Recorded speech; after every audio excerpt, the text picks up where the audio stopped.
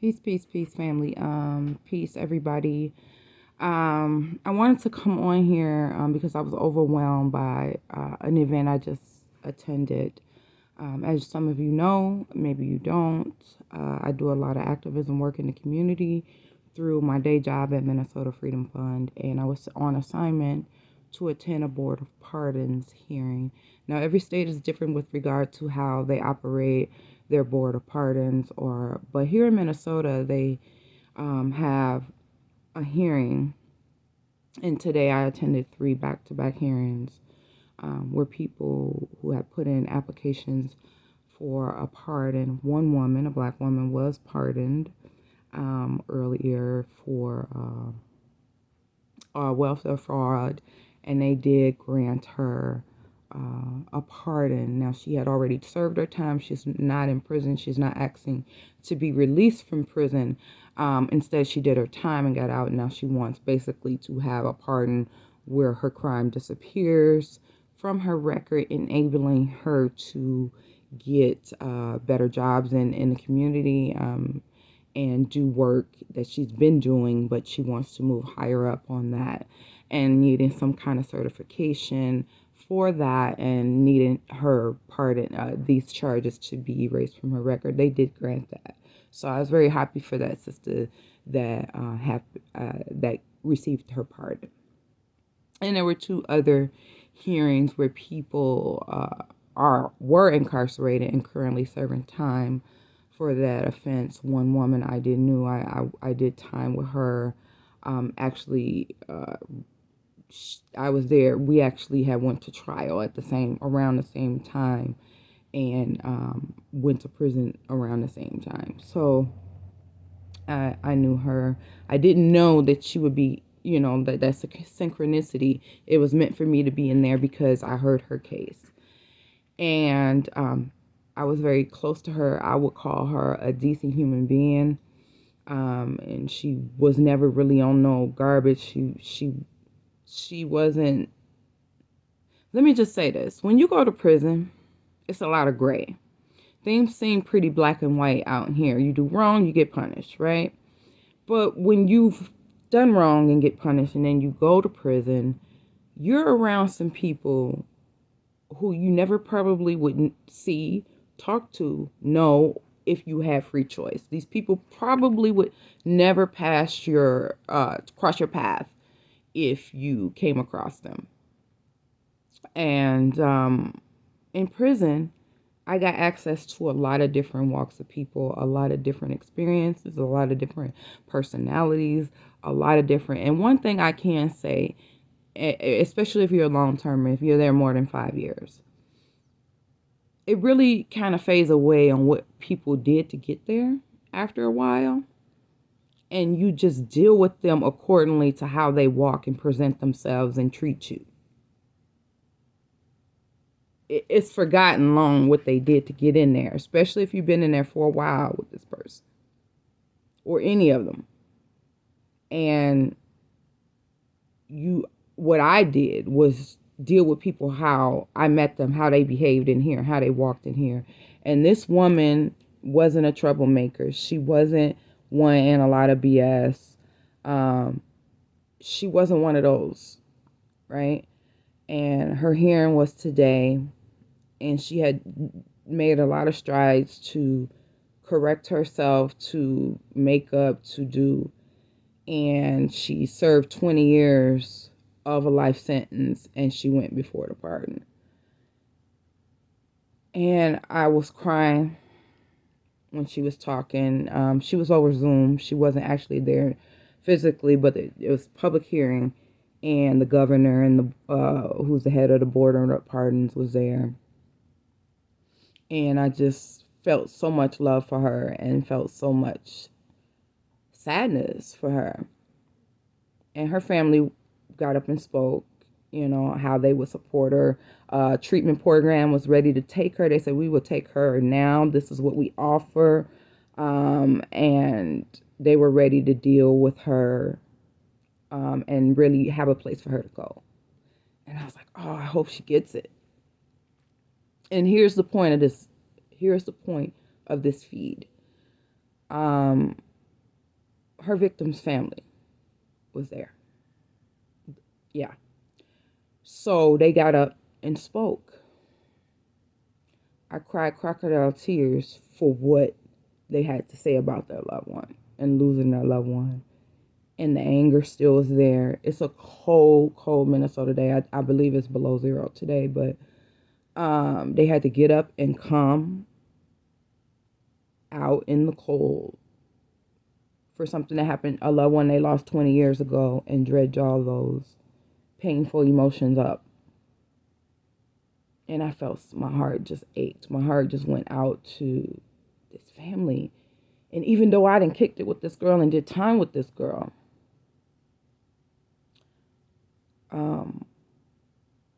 the gray was made back black and white in that room today. The gray that fades away, doing time with somebody every day for years and years, and it was made back black and white. Listening to her victim's family and how they feel and how painful it was to lose their loved one. They said they don't care what she done did and how much she done improved and did all this. They don't care. They brought up things that happened around the time of the trial. They brought up what they had to go through his funeral, to buy an outfit for their loved one to cover up his wounds. And that was very painful, and it was very hard to hear. And even the girl that I'm talking about,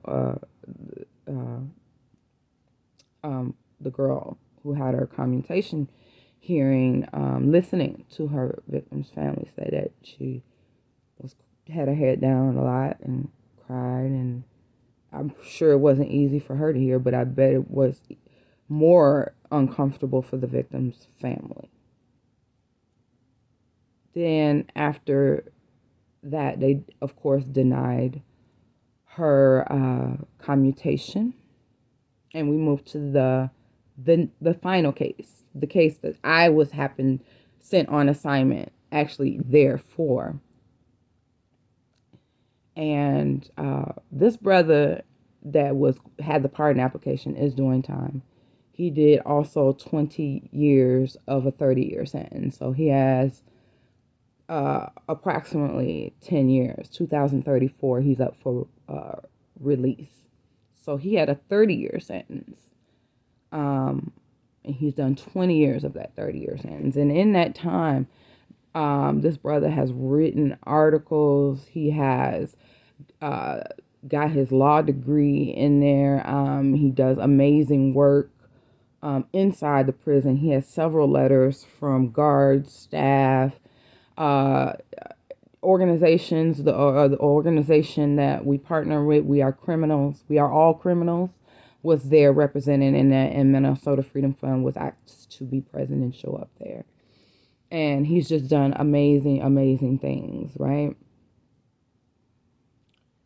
And when everybody spoke on his behalf and all these people put up this evidence of what he has done, how he has changed, how he has even helped to change the culture in the prison that he's in. And that is no small feat. I was like, oh, yeah, and how much he's done, and how much the respect that he has, not only from the inmates, but the guards, which is something I can relate to in my time. And I'm coming real quick to the point of this video.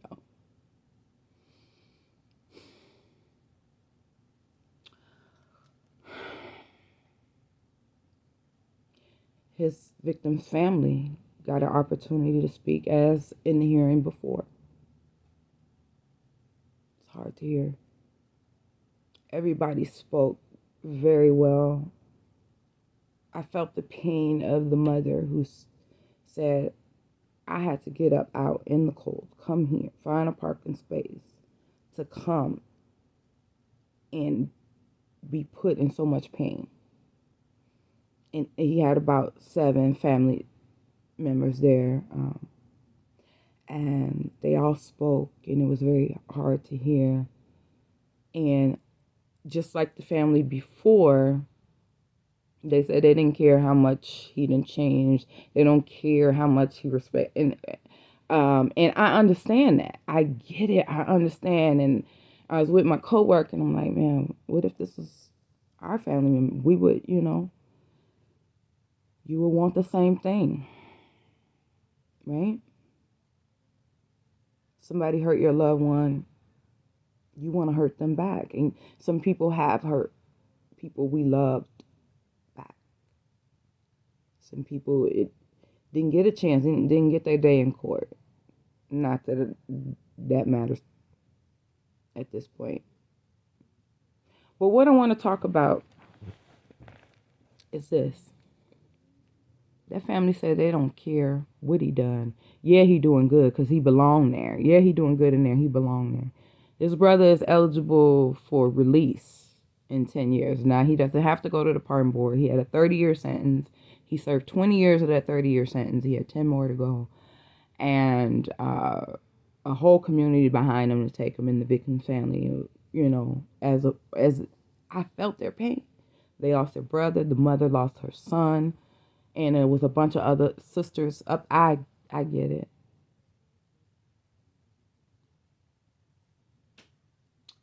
They denied that brother's pardon. But the question I have is this. At what point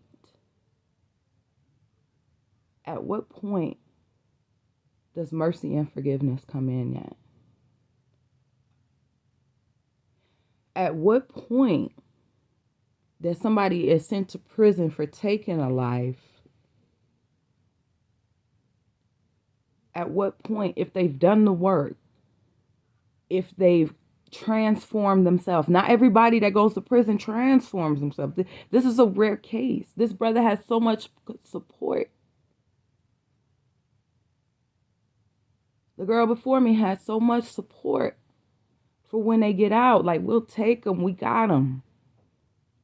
Let the healing begin. This person has made strides and made quantum leaps into being improved. At what point does what prison you went to prison for actually help to transform you? I'm not talking about you just sat somewhere for a period of time and waited to your release date. You haven't improved. You haven't did nothing. You're in the prison causing problems. You ain't taking advantage of reading no books. You not doing nothing. And and you guys would be surprised to find out that it's not the long-termers that be causing problems for the most part, especially in a prison where majority of the population has a release date and will be released eventually. It's these twos and fews that come in there. The ones with, oh man, I'm gonna do 6 months. Oh man, I just got 10 months. Those are the ones that be coming because they got a release date real soon. The point I'm saying, how do we as a community deal with people who have harmed the community, yet want to return to the community to start anew? What is enough evidence that a person has changed, transform their lives, and will get out and begin transforming people's lives in our community through the act of restorative justice, truth and reconciliation? In those spirits of restorative justice, in those spirits of truth and reconciliation, in those spirits of mercy, compassion, and forgiveness. What must one do? What must we as a community do when someone has hurt that community, hurt someone, a loved one in the community, caused harm in the community? At what point do we forgive them? At what point and what behavior or anything they have to display for mercy and compassion and an opportunity to make amends? They can never bring that person back, but neither can the system. Neither can the prison system. And I'll follow up with this one last thing that I want to ask you people, and please comment below. Don't be afraid to speak. If you say, yeah, everybody in there belong there, they riding, they need to be there. At what point, when we know mass incarceration is an issue, when we know police brutality is an issue, when we know the 13th Amendment gives permission for the continuation of the slave trade, continuation of slavery in our system through the criminal justice system, at what point do we reject that? Because we know it is unjust, period. It's more unjust time being served than just time with regard to African American people. We know this. So what at point do we trust and hand over control in how we deal with individuals that break laws in our community, that cause harm in our community? At what point do we say, okay, we're not accepting your prison system, we're not accepting your form of punishment because it's hurting us, it's taking Black men out of the community, not being able to wed Black women, that's why you don't have a man, because he's somewhere in prison. That's where he at. That's exactly where he is. At what point do we reject the prison system and say we're going to model restorative justice, truth and reconciliation, mercy, compassion, and forgiveness? Because we can't look to the same person that's brutalizing and snatching people out of our community and then say, here's people from our community that we don't want. Are we going to do a prisoner swap?